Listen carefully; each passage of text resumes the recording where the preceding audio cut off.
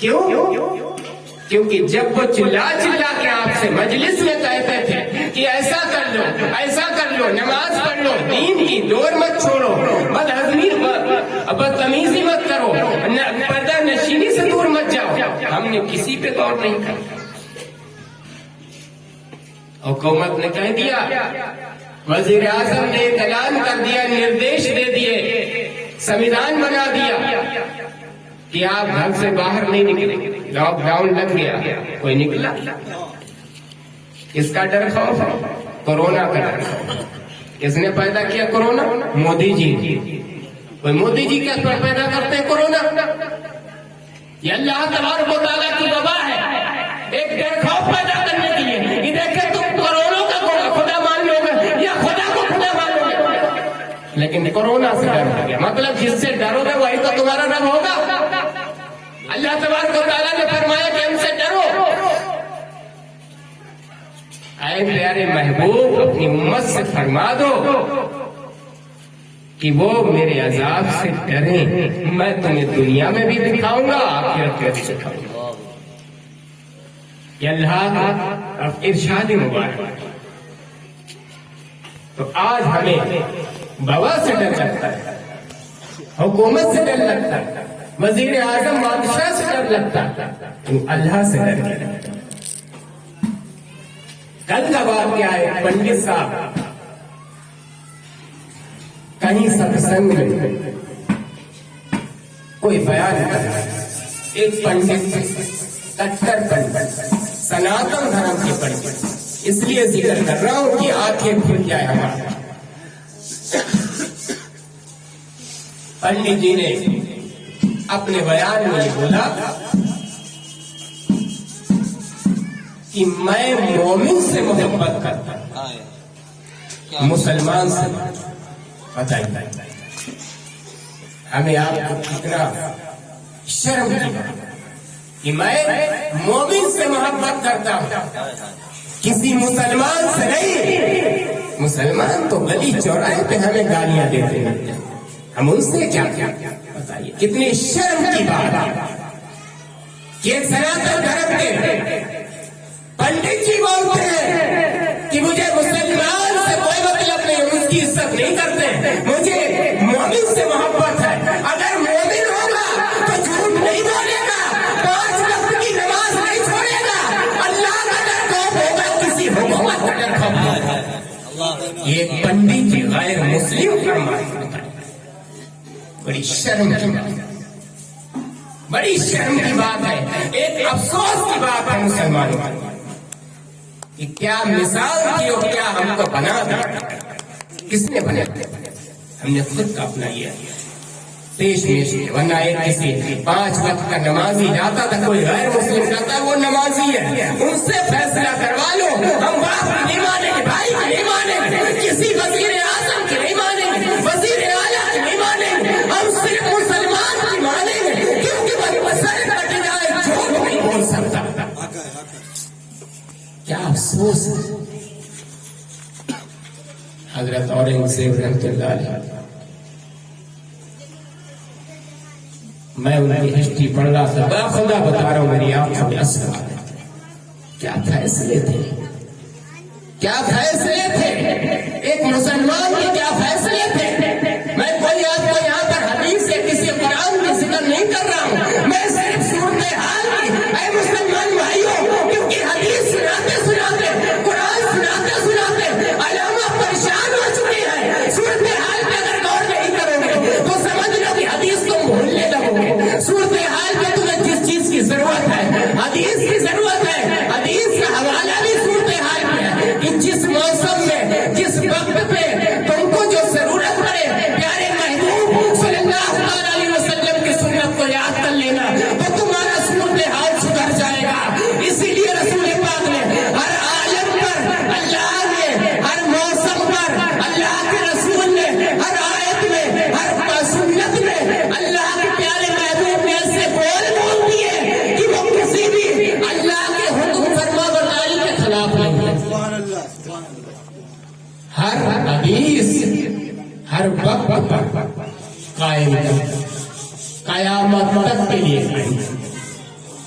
اللہ کے محبوب صلی اللہ علیہ وسلم فرماتے ہیں، یہ حدیث صورتحال میں چل رہی ہے،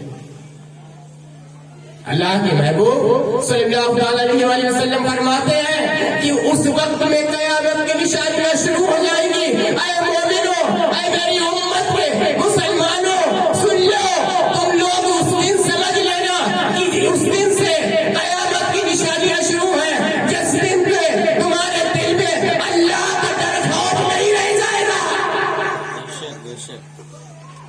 آج وہی ہے،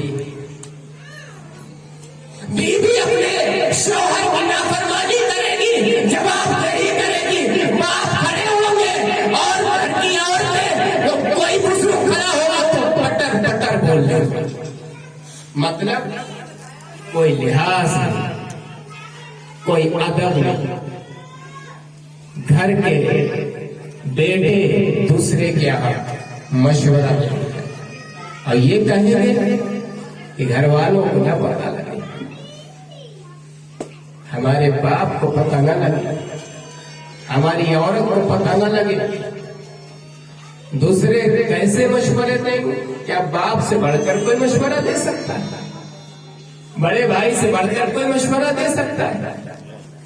کیا عورت کو اس کے شوہر سے بڑھ کر کوئی مشورہ دے سکتا ہے؟ نہیں دے سکتے۔ یہ قیامت کی نشانی، اپنوں سے بچوں گے، نزدیکی رشتوں سے بچیں گے، دوسروں سے جا کے وہاں پر بہو بھائی کرے تو دوسرے کو کیا پڑی ہے کہ تم کو اچھے مشورے دے، وہ تو یہی کہے گا اچھا کر رہے ہو تمہاری ہے ہی عورت ایسی، دوسرے کے ہاں جاتی ہے تمہاری برائی کرتی ہے۔ سمجھ لیجیے کہ محبت ختم، درارے پیدا، تو یہ صورتحال ہر مسلمان آج ہمارے ملک کا یہ رو رہا ہے کہ ہمارے ساتھ زیادتی ہو رہی ہے، ہماری سنوائی نہیں ہو رہی۔ ہم اس پر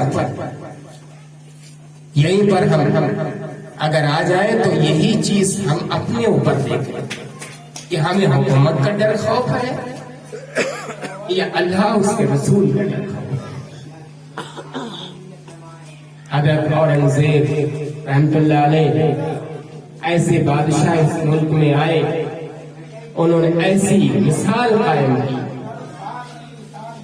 کہ اگر مسلمان بھائیوں اپنے ضمیر کو جھانک کر دیکھو کہ ہمارا مرتبہ کیا ہے، اللہ نے کتنا ہمیں اعلیٰ بنایا، صرف دو چار باتوں پہ اگر دھیان دے کے زندگی گزارو تو اتنا ڈر خوف نہیں ہوگا کہ مودی ہم کو ایسا نہ ہو کہیں پر ہم کو ختم کروا، تو مودی کا ڈر خوف نہیں، میں تو کھل کے بولتا ہوں،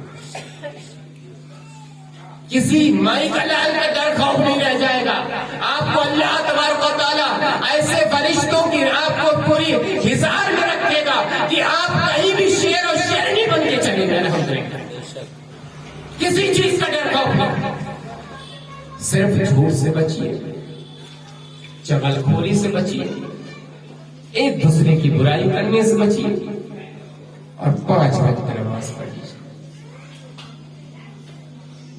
دل میں عہد کر لیجئے یہ بات آج سے، جتنے بھی ماشاءاللہ یہاں پر مجمع میں اکٹھے ہیں، پھر آپ مہینے بھر اسی دن پر پھر آئیے، اسی 11ویں شریف کو پھر انشاءاللہ اسی مجمع کے ساتھ اللہ نے چاہا زندگی دی تو ملیں گے آپ ہم سے منہ زبانی بات کریے، فیس ٹو فیس بات کریے، مولانا کیا کر رہے ہیں۔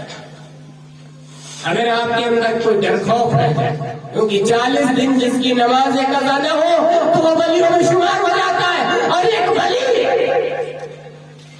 ولی اللہ کا نیک بندہ، ولی جس کو اللہ چن لے تو اللہ تبارک و تعالیٰ فرماتا ہے جو وہ دیکھتا تو میں ہوتا ہوں، جو وہ سنتا ہے میں ہوتا ہوں، جو وہ بولتا ہے میں ہوتا ہوں، جو وہ ہاتھ سے چیز اٹھاتا ہے میں ہوتا ہوں، جو وہ چلتا ہے تو میں ہوتا ہوں۔ جب دیکھوں گا تو خدا، جب سنوں گا تو خدا، جو دیکھوں گا تو خدا، سنوں گا تو خدا، کو پھر رہ کیا گیا؟ صرف طوفان میں ہمارے سامنے کچھ نہیں، لیکن جو اللہ اس کے رسول فرماتے ہیں اس پہ عمل کریں، تب بنے گے ہم لوگ۔ اسلامی زندگی ہم کو اس کو پکڑنا پڑے گا، اس کو چلنا پڑے گا پکڑ کر، تب جا کے ہماری زندگی بہتر ہو۔ نہیں تو یہ زندگی آج ہے کل نہیں رہی، یوں تو چلتی چلی جائے گی، کوئی اور آئے گا کوئی اور آئے گا، ایسے چلتا چلا جائے گا۔ الحمدللہ زیادہ کچھ وقت نہ لیتے ہوئے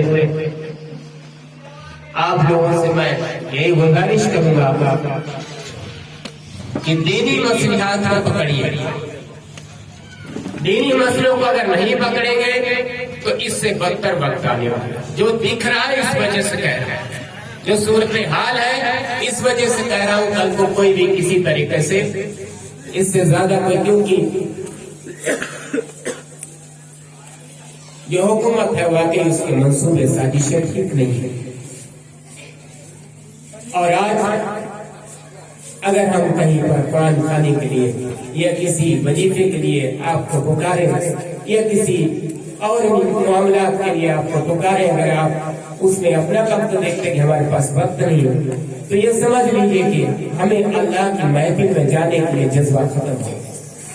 اس کا مطلب ہے کہ ہمارے اندر بہت سی شیطان قابض ہو گئے، حاوی ہو گئے، اس لیے ہمیں اچھے جگہوں سے دور۔ یہ شناخت کرنے کا اچھا طریقہ ہے۔ کبھی کبھی ایسا ہوتا ہے پانچوں وقت کی نمازیں، اللہ کا شکر ہم بھی ٹوٹی پھوٹی نمازیں پڑھتے ہیں، اگر ایک وقت بھی کوئی قضا ہو جاتا ہے تو دوسرے وقت میں دل نہیں ہوتا، مطلب کوئی نہ کوئی کاہلی اور سستی سوار ہو جاتی۔ تو مطلب کیا ہے کہ یہاں تو پانچوں وقت پڑھتا ہوں، تو ایک وقت کبھی بھی مہینے دو مہینے میں چھوٹ جائے تو ایسا لگتا ہے دوسرے وقت نہیں دل کرتا ہے۔ جنہوں نے پوری زندگی میں خالی نفل نماز جو اپنی واجب نہیں، کہیں عید میں بھاگ دوڑ کے پڑھ لی، کہیں قبرستان میں کبھی گلی گلی نہیں پڑی ہوتی، وہاں پیچھے انہوں نے بچھا کے پڑھ لی 2 رکعت نفل نماز، وہ بھی اس خوشی میں آج عید ہے، تو وہ کون سی نماز ہے بھائی؟ کیا فرض کے بعد کوئی واجب ہے نماز؟ پہلے فرض ہے پھر تو نفل ہے نا، وہ تو ایک خوشی اظہار کرنے کی نفل ہے۔ الحمدللہ اللہ کے رسول اللہ نے ہمارے اسلام میں اتنا اچھی دے کہ ہر تہوار عبادت سے ہے، سبحان اللہ، کتنی بڑی نعمت ہے۔ تو یہ کوئی عید کی نماز نہیں ہوتی ہے، صاحب آئے گاؤں دراز سے، اللہ ان کو بھی نصیحت ہدایت دے، ہمیں بھی۔ میں نے کہا بھائی نماز قائم کیا کرے، کہنا میں تو عید کی پڑھی آتا، میں نے کہا عید کی نماز آپ کی مانی جائے گی؟ میں نے کیوں سال بھر کے کٹے پڑھ لیتے، کسی نے بولا ہوگا ان کو کہ عید کی نماز میں قضا پڑھ لینا، قضا عمری، تو میں پڑھ لیتا ہوں۔ تو میں نے کہا بھائی جب فرض ہی نہیں پڑھتا تو پھر قضا عمری نفل، جب تمہاری کبھی کو تھوڑی بہت باقی رہ جائے گی حساب کتاب میں تو نفل جوڑ دی جائیں گے، لیکن تم نے جب فرض ہی نہیں پڑھے تو نفل کہاں سے جڑیں گے؟ یہ تو ہمیں پتہ ہی نہیں تھا، ہم نے آپ پتا ہو گیا، بولے اب ہم عید کی چھوڑ دیا کریں گے، نہیں ہم نے وہ بھی پڑھو، مطلب آدمی کو علم ہی نہیں ہے کہ اب ہم عید کی چھوڑ دیں گے، باقی پڑھے۔ تو مسئلہ یہاں پر ہے کہ جب علم ہوتا تو کسی کو بتانے کی ضرورت ہی نہیں، کیونکہ جو نفل نماز ہے وہ عید کی پڑھی جاتی ہے، شکرانہ ادا کیا جاتا ہے۔ اور کبھی بھی ہم اللہ تبارک و تعالیٰ ہماری حاجت پوری کرے، ہمارے دل میں خوشی ہو یا ہمارے آل اولاد ہو تو فوراً ہمیں شکرانہ طور کا نفل نماز پڑھ لینا چاہیے، اللہ کا سجدہ کر کے شکر ادا کرنا چاہیے۔ تو یہ بڑے مسئلے ہیں، انشاءاللہ تعالیٰ اللہ سے دعا ہے جتنی بھی ہماری آپ کے بیچ میں یہاں پر گفتگو ہوئی، اللہ اس کے رسول کا ذکر ہوا، اس میں کوئی پڑھنے میں سننے میں یا کوئی سنانے میں غلطی ان سے معاف عطا فرمائے، آمین۔ اور یہاں پر جتنے بھی لوگ ہم آپ حاضر ہوئے ہیں، اللہ کے حبیب بندے حضرت غوث پاک رضی اللہ تعالیٰ عنہ کی محفل کو سجایا، جن نے امداد کیا، جنہوں نے نہیں کسی وجہ سے امداد کر پایا تو شریک ہوئے، وقت کی قربانی دی، اللہ ہم سب کی تمام امداد کو حاضری کو قبول فرمائے، آمین۔ اور ایک ضروری اعلان یہ ہے کہ الحمدللہ ایک ادارہ آپ لوگ تو دیکھ ہی رہے کہ جو یہ نقشہ بنا ہوا ہے مشکل کشا خانقاہ کا اور مدرسے کا، تو معمولی میں الحمدللہ زمین کا انتظام ہو گیا، کچھ ہم نے اپنی بنا سے جتنا بھی ہو سکا وہ بنیاد کا کام شروع کروا دیا، اس کا گیٹ وغیرہ بھی بن گیا ہے۔